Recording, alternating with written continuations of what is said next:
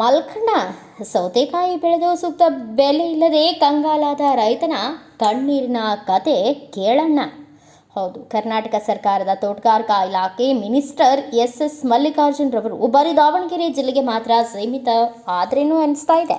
ಇದಕ್ಕೆ ದಿನನಿತ್ಯ ಕಿತ್ತೂರು ಕರ್ನಾಟಕದ ಜಿಲ್ಲೆಗಳಾದ ಬೆಳಗಾವಿ, ಧಾರವಾಡ, ಹಾವೇರಿ, ಬಾಗಲಕೋಟೆ, ವಿಜಯಪುರ ಹೀಗೆ ಬಹುತೇಕ ಜಿಲ್ಲೆಗಳ ತೋಟಗಾರಿಕಾ ಇಲಾಖೆ ವ್ಯಾಪ್ತಿಯ ಬೆಳೆಗಳಾದ ಹಸಿಮೆಣಸಿನಕಾಯಿ, ಸೌತೆಕಾಯಿ, ಹಾಗಲಕಾಯಿ, ಹೀರೆಕಾಯಿ, ಬದನೆಕಾಯಿ, ಟೊಮೆಟೊ ಹೀಗೆ ವಿವಿಧ ತರಕಾರಿ ಬೆಳೆಗಳಿಗೆ ಸೂಕ್ತ ಬೆಲೆ ಇಲ್ಲದೆ ಇರುವ ಕಾರಣ ಹಾಗೂ ಬ್ರೋಕರ್ಗಳ ಹಾವಳಿಯಿಂದ ಕಂಗೆಟ್ಟ ಕಂಗಾಲಾದ ರೈತರು ದಿನನಿತ್ಯ ಕಣ್ಣೀರು ಇಡ್ತಾ ಇದ್ರು ಸಹ ಕ್ಯಾರೆ ಎನ್ನದೆ ಬರೀ ದಾವಣಗೆರೆಯಲ್ಲಿಯೇ ಸುತ್ತಾಡಿಕೊಂಡು ಮಿನಿಸ್ಟರ್ ಮಲ್ಲಿಕಾರ್ಜುನ್ ರವರೇ ನೋಡ್ರಿ ಈ ಕಥೆಯನ್ನ.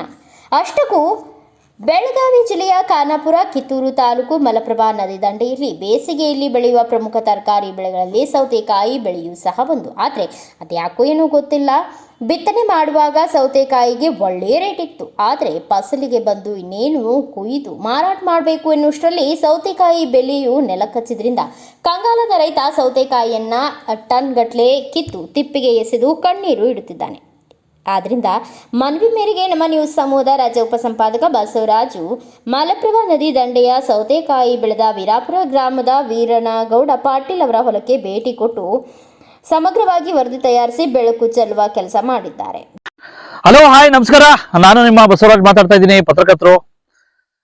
ವಿಶೇಷವಾಗಿ ನಾನಿವತ್ತು ಬಂದಿರ್ತಕ್ಕಂಥದ್ದು ನಮಗೆ ಅನ್ನ ಕೊಡ್ತಕ್ಕಂಥ ರೈತ, ವಿಶೇಷವಾಗಿ ನಮ್ಮ ಹೆಮ್ಮೆಯ ರೈತ ಬೆಳೀತಕ್ಕಂಥ ಒಂದ್ ರೀತಿ ತರಕಾರಿ ಬೆಳೆಗಳಿಗೆ ಸಂಬಂಧಿಸಿದಂತೆ ವರದಿ ಚೆಲ್ಲಲಿಕ್ಕೆ ಬಂದಿದ್ದೀನಿ. ವಿಶೇಷವಾಗಿ ನಾನು ಮಾತಾಡ್ತಾ ಇರ್ತಕ್ಕಂಥದ್ದು, ಏನಪ್ಪಾ ಬಸವರಾಜ್ ಅವ್ರು ಏನೋ ಹಿಡ್ಕೊಬಿಟ್ಟವ್ರೆ ಕೈಯಾಗೆ ಅಂತೀರಾ, ಇದೇ ನೋಡಿ ಸೌತೆಕಾಯಿ. ಸೌತೆಕಾಯಿ ಅಂತಕ್ಕಂಥದ್ದು ತೋಟಗಾರಿಕೆ ಇಲಾಖೆ ವ್ಯಾಪ್ತಿಗೆ ಬರುತ್ತೆ. ಬಹುಶಃ ಮತ್ತೆ ಭಾಗಶಃ ಸೌತೆಕಾಯಿ ಬೆಳೀತಕ್ಕಂಥ ರೈತನ ಪರಿಸ್ಥಿತಿ ಯಾವ ರೀತಿಯಾಗಿದೆ ಅಂದ್ರೆ, ಒಂದ್ ರೀತಿ ದೇವ್ರು ಕೊಟ್ರು ಪೂಜಾರಿ ಕೊಡ್ಲಿಲ್ಲ ಆ ರೀತಿಯಾಗಿದೆ. ಯಾಕಪ್ಪ ಅಂತಂದ್ರೆ ನಾನು ಸಾಂದರ್ಭಿಕವಾಗಿ ತೋರಿಸ್ತಾ ಇರ್ತಕ್ಕಂಥದ್ದು ಒಂದ್ ರೀತಿ ಮಲಪ್ರಭಾ ನದಿ ದಂಡೆಯ ಒಂದ್ ರೀತಿ ವೀರಾಪುರ ಗ್ರಾಮದ ಒಬ್ಬ ಸೌತೆಕಾಯಿ ಬೆಳೆದಿರ್ತಕ್ಕಂಥ ರೈತನ ಒಂದ್ ರೀತಿ ಕಣ್ಣೀರಿನ ಕತೆ ಬಗ್ಗೆ ನಾನು ತೋರಿಸ್ತಾ ಇದ್ದೀನಿ. ವಿಶೇಷವಾಗಿ ಭೂಮಿಗೆ ಸಾಕಷ್ಟು ಒಂದ್ ರೀತಿ ಸಾಕಷ್ಟು ನಿರೀಕ್ಷೆ ಇಟ್ಕೊಂಡು ಒಂದ್ ರೀತಿ ಸೌತೆಕಾಯಿ ಬೆಳೆ ಬೆಳೆದ ರೈತ, ಆನಂತರ ಸಾಕಷ್ಟು ಕಷ್ಟಪಟ್ಬಿಟ್ಟು ನೀರರಿಸಿ, ಬೇಸಿಗೆ ಕಾಲದಲ್ಲೂ ಸಹ ನೀರಿನ ಅಭಾವದ ನಡುವೆಯೂ ಒಂದ್ ರೀತಿ ನೀರನ್ನು ಹರಿಸಿ ಬೆಳೆದ ಬೆಳೆನೂ ಸಹ ಅವರ ಶ್ರಮಕ್ಕೆ ತಕ್ಕಂತೆ ಚೆನ್ನಾಗಿ ಬೆಳೀತು. ವಿಶೇಷವಾಗಿ ಫಸಲು ಸಹ ಬಂತು. ಆದ್ರೆ ವಿಧಿ ದುರ್ವಿಧಿ ನೋಡಿ, ಈ ಸರ್ಕಾರದ ನಿಯಮಗಳು ವಿಶೇಷವಾಗಿ ಮತ್ತೆ ಯಾವಾಗೂ ಸಹ ರೈತರುಗಳಿಗೆ ಯಾವ ರೀತಿ ವಂಚನೆ ಆಗತ್ ಅನ್ನೋದಕ್ಕೆ ಇದೇ ಸಾಕ್ಷಿ. ಯಾಕಪ್ಪ ಈ ಬಗ್ಗೆ ಹೇಳ್ತಾ ಇದ್ದೀನಿ ಅಂದ್ರೆ, ನೋಡಿ, ಫಸಲಂತೂ ಬಂತು, ಎಲ್ಲ ಬಂತು, ಆದ್ರೆ ಇದಕ್ಕೆ ರೇಟೇ ಇಲ್ಲ. ಹಾಗಾಗಿ ಸುಮಾರು ಕಷ್ಟಪಟ್ಬಿಟ್ಟು ಸುಮಾರು 1 ಲಕ್ಷ, ವಿಶೇಷವಾಗಿ 2 ಲಕ್ಷ ವೆಚ್ಚದಲ್ಲಿ ಸಾಕಷ್ಟು ಬಂಡವಾಳ ಹಾಕಿ ಗೊಬ್ಬರಗಳು ಹಾಕಿ ನೀರರಿಸಿ ಬೆಳೆದಿರ್ತಾನೆ. ಆದ್ರೆ ಬೆಂಬಲ ಬೆಲೆ ಇಲ್ದಿದ್ದಕ್ಕೆ, ಸೂಕ್ತ ಬೆಲೆ ಇಲ್ದಿದ್ದಕ್ಕೆ ಇವತ್ತು ಇದನ್ನ ಕಿತ್ತಿ ಬಿಸಾಡ್ತಕ್ಕಂಥ ಪರಿಸ್ಥಿತಿ ಈ ಒಂದು ರೈತನಿಗೆ ಬಂದಿದೆ. ಹಾಗಾಗಿ ನಾನಿವತ್ತು ಈ ಒಂದು ಸೌತೆಕಾಯಿ ಬೆಳೆದಿರ್ತಕ್ಕಂಥ ರೈತನ ಕಣ್ಣೀರಿನ ಕತೆ ನೋಡಿದ್ದೀರಾ. ಮಾನ್ಯ ತೋಟಗಾರಿಕೆ ಇಲಾಖೆ ಸಚಿವರೇ ಮಲ್ಲಿಕಾರ್ಜುನ ಎಸ್ ಮಲ್ಲಿಕಾರ್ಜುನ ಅವರೇ ಅಂತಕ್ಕಂಥ ಸ್ಟೋರಿಗೆ ಸ್ವಾಗತ. ನಾನು ನಿಮ್ಮ ಬಸವರಾಜು. ಒಂದ್ ರೀತಿ ದೇವ್ರು ಕೊಟ್ರು ಪೂಜಾರಿ ಕೊಡ್ಲಿಲ್ಲ ಅಂತಕ್ಕಂಥ ಈ ಒಂದು ಸೌತೆಕಾಯಿ ಬೆಳೆದಿರ್ತಕ್ಕಂಥ ರೈತನ ಕಣ್ಣೀರ ಕತೆಗೆ ಸಾಕ್ಷಿಯಾಗಿರ್ತಕ್ಕಂಥದ್ದು. ವಿಶೇಷವಾಗಿ ಸಾಕಷ್ಟು ಬಿಸಿಲು ಎನ್ನದೆ, ವಿಶೇಷವಾಗಿ ನೀರನ್ನು ಹರಿಸಿ ಸಾಕಷ್ಟು ಒಂದ್ ರೀತಿ ಶ್ರಮಿಸಿರ್ತಕ್ಕಂಥ ರೈತ ಇದಾರೆ. ವಿಶೇಷವಾಗಿ ಅಕ್ಕವ್ರೆ, ನಮಸ್ಕಾರ. ತಮ್ಮ ಹೆಸರು? ವಿಜಯವ. ಯಾವ್ರಿ? ವೀರಾಪುರ. ಹೇಳ್ರಕ್ಕ, ಏನೇನು ಪಾಪ ಕಷ್ಟಪಟ್ಟು ಬೆಳೆದ್ರಿ ರೈತರು, ದೇವ್ರು ಕೊಟ್ರು ಪೂಜಾರಿ ಕೊಡ್ಲಿಲ್ಲ. ಏನು ಬೆಳಿ ಇಲ್ಲರಿ, ಇದೆಲ್ಲಾ ನುಕ್ಸಾನಾಗ ಆಯ್ತು ನೋಡ್ರಿ. ಬಂದಿದ್ದು ರೇಟ್ ಇಲ್ರಿ, ಎಲ್ಲಾ ಕೋದ್ಕೋದ್ ಬಿಸಾಟತ್ವ್ರಿ. ಯಾಕಕ್ಕ ಕೋದ್ಕೋದ್ ಬಿಸಾಕ್ತಾ ಇದೀರಾ? ರೇಟ್ ಇಲ್ಲಕ್ರಿ. ರೇಟು ಎಷ್ಟಿದೆ? ರೇಟ್ ಎಲ್ಲಿ 20 ರೂಪಾಯಿ ಕಿಲೋ ಹೊಂಟ. ಹೌದಾ? ಮೊದ್ಲು ನೀವು ಹಾಕ್ದಾಗ ಎಷ್ಟಿತ್ತು? ಮೊದಲೆಲ್ಲಾ 100 ರೂಪಾಯಿ ಕಿಲೋ ಇತ್ರಿ. ಹೌದಾ? ಈಗ 20 ರೂಪಾಯಿ 30 ರೂಪಾಯಿ ಕಿಲೋ ಹೊಂಟ. ಇದೇ ಫಸ್ಟ್ ಟೈಮ್ ಹಾಕಿದ್ದು? First time. ಯಾರೋ ಹೇಳಿದ್ರಾ ಸೌತೆಕಾಯಿ ಹಾಕಿ ಅಂತ? ಏನ್ ರೇಟ್ ಇದ್ದಕ್ಕ ಹಾಕತ್ತಂತ ಹಾಕಿದೇವ್ರಿ. ಈಗ ರೇಟ್ ಇಲ್ರಿ ಹೌದಾ? ಎಲ್ಲಾ ನುಕ್ಸಾನ್ ಆಗೈತ್ರಿ ಮೈ ಮ್ಯಾಲ್ ಬಂದತ್ರಿ ಎಲ್ಲ ಬಿಸಾಕ್ತಾ ಇದ್ದೀರಾ? ಎಷ್ಟು ಖರ್ಚು ಮಾಡಿದ್ರಿ? ಖರ್ಚ ಒಂದ್ 10,000 ರೂಪಾಯಿ ಖರ್ಚು ಮಾಡಿದೆವು ಅದೇನ ಹೌದಾ? ಹ್ಞೂನ್ರಿ ಏನು ಉಪಾಧಿ ಇಲ್ರಿ ಹಿಂಗ ಆಗ್ಬಿಟ್ರೆ ಯಾವ ರೀತಿ ಪರಿಸ್ಥಿತಿ ನಿಮ್ದು? ಈ ಅದ ನೋಡ್ರಿ ಎಲ್ಲಾ ನುಕ್ಸಾನ್ ಆಗೈತ್ರಿ. ಹಾ. ಎಲ್ಲಾ ಮೈ ಮ್ಯಾಲ್ ಬಂದತ್ರಿ ಹೊಟ್ಟಿ ತುಂಬ್ಕೋ ಜಡ ಐತ್ರಿ. ಹೌದಾ? ಹ್ಮ್. ಏನಾದ್ರು ಸರ್ಕಾರಕ್ಕೆ ಆಗ್ರಹ ಮಾಡ್ತೀರಾ ಏನಾದ್ರು ಪರಿಹಾರ ಕೊಡಿ ಅಂತ? ಹ್ಞೂನ್ರಿ ಏನಾರ ಪರಿಹಾರ ಕೊಡ್ಬೇಕು. ಹೌದಾ? ನಮಸ್ತೆ, ಹೇಳಿ ನಿಮ್ಮ ಹೆಸರು? ನಮ್ಮ ಹೆಸರು ಈರುಗೌಡ ದುಂಡಪ್ಪ ಮುದಕನವ್ರ ಅಂತೀವಿ, ರೈತರು. ಹೇಳಿ ಸರ್, ಈಗ ಯಾಕೆ ಒಂಥರ ಮೊದ್ಲಿಂದನೂ ಸಹ ಕಷ್ಟಪಟ್ಬಿಟ್ಟು ಬೆಳಿತೀರಾ, ಬೆಳೆಯ ಟೈಮಾಗೆ ಇನ್ನೇನು ಬೀಜ ಹಾಕಿದಾಗ ಸಾಕಷ್ಟು ಬೆಲೆ ಇರುತ್ತೆ, ಆದ್ರೆ ಫಸಲು ಬಂದಾಗ ಬೆಲೆ ಇರಲ್ಲ, ಯಾಕೆ ಈ ರೀತಿ ಆಗ್ಬಿಟ್ರೆ? ಅದ ರೈತರ ಮಾಲ ಏಡಾಗಿ ಬಂತಂತ ಅದ್ರ ರೈತರಿಗೆಲ್ಲ ನುಕ್ಸಾನ್ ಆಗತೈತ್ರಿ.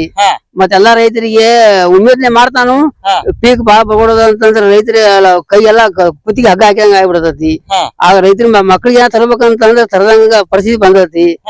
ಮತ್ತ ಜೀವನ ಮಾಡೋದು ಬಾಳ ಕಠಿಣ ಆಗೈತ್ರಿ. ಅದಕ್ಕ ರೈತರ ಸರ್ಕಾರ ಇದಕ್ಕ ರೈತರ ಕಡೆ ಸ್ವಲ್ಪ ಗಮನ ಕೊಡ್ಬೇಕ್ರಿ. ಮತ್ ನೀವೆಲ್ಲಾ ಅದೇ ರಿಪೋರ್ಟರ್ ಅಂತ ರೈತರ ಬಗ್ಗೆ ಸರ್ಕಾರಕ್ಕೆ ಹೇಳಕೊಂಡ್ ಕಂಡಿದ್ದಂಗ ಅದಕ್ಕೆ ನಿಮ್ಮನ್ನ ನಂಬಿದೆವು. ರೈತರಿಗೆ ಒಟ್ಟು ಒಳ್ಳೆಯದಾಗುವಂತ ಮಾಡ್ಬೇಕು ನೋಡ್ರಿ. ತೋಟಗಾರಿಕೆ ಇಲಾಖೆ ಸಚಿವರೇ, ವಿಶೇಷವಾಗಿ ನೋಡಿ, ಕಷ್ಟಪಟ್ಬಿಟ್ಟು ಬೆಳೆದಿರ್ತಕ್ಕಂತ ಒಂದ್ ರೀತಿ ಈ ರೀತಿ ಸೌತೆಕಾಯಿನ ಯಾವ ರೀತಿ ಸುರಿತಾವ್ರೆ, ಯಾಕೆ ಮೊದ್ಲಿಂದನೂ ಸಹ ಒಂದ್ ರೀತಿ ರೈತಾಪಿ ವರ್ಗ ಕಂಡ್ರೆ ನೀವ್ ಯಾಕೆ ಒಂದ್ ರೀತಿ ಕಟ್ಟ ಕಡೆಯ ಮನುಷ್ಯಾಗಿ ನೋಡ್ತಿರೋ ಗೊತ್ತಾಗ್ತಾ ಇಲ್ಲ. ಎಲ್ಲಾ ಇಲಾಖೆ ಸಚಿವರು, ಎಲ್ಲಾ ರಾಜಕಾರಣಿಗಳು ಏನಪ್ಪಾ ಮಾಡ್ತೀರಂದ್ರೆ, ನೀವು ರೈತರ ಹೆಸರಲ್ಲಿ ನಾನು ಹಂಗ್ ಮಾಡ್ತೀನಿ, ಹಿಂಗ್ ಮಾಡ್ತೀನಿ, ಅಷ್ಟ್ ಮಾಡ್ತೀನಿ, ಇಷ್ಟ್ ಮಾಡ್ತೀನಿ ಅಂತಿರಲ್ಲ. ಎಲ್ಲಿದೆ ರೈತರಿಗೆ ನ್ಯಾಯ? ನೋಡಿ, ದಿನನಿತ್ಯ ಕಷ್ಟಪಟ್ಬಿಟ್ಟು ಬಿಸಿಲು ಕಾಲದಲ್ಲಿ ವಿಶೇಷವಾಗಿ ಸಾಕಷ್ಟು ಶ್ರಮ ಪಟ್ಟು ನೀರಿನ ಅಭಾವದ ನಡುವೆಯೋ ಸಾಲ ಸೋಲ ಮಾಡಿ ಈ ರೀತಿ ತೋಟಗಾರಿಕೆ ಇಲಾಖೆ ವ್ಯಾಪ್ತಿಯಲ್ಲಿ ಬರ್ತಕ್ಕಂಥ ಸೌತೆಕಾಯಿ ಬೆಳಿತಾರಲ್ಲ ರೈತರು, ಈ ರೀತಿ ಬಿಸಾಕ್ಬಿಟ್ರೆ ಅವ್ರ ಶ್ರಮಕ್ಕೆ ಬೆಲೆ ಏನು? ಆಯ್ತಾ? ಇದಕ್ಕೆಲ್ಲ ಕಾರಣ ಏನು ಅರ್ಥ ಆಯ್ತಾ?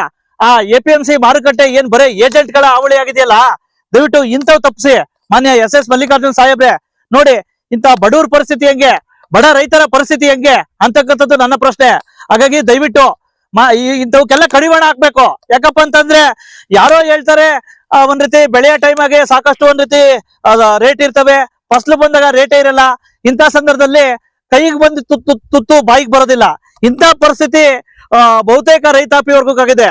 ಇದಕ್ಕೆ ಚೊಚ್ಚಲ ಉದಾಹರಣೆ ಅಂದ್ರೆ ನೋಡಿ, ಸೌತೆಕಾಯಿ ಬೆಳೆದಿರ್ತಕ್ಕಂಥ ರೈತನ ಪರಿಸ್ಥಿತಿ.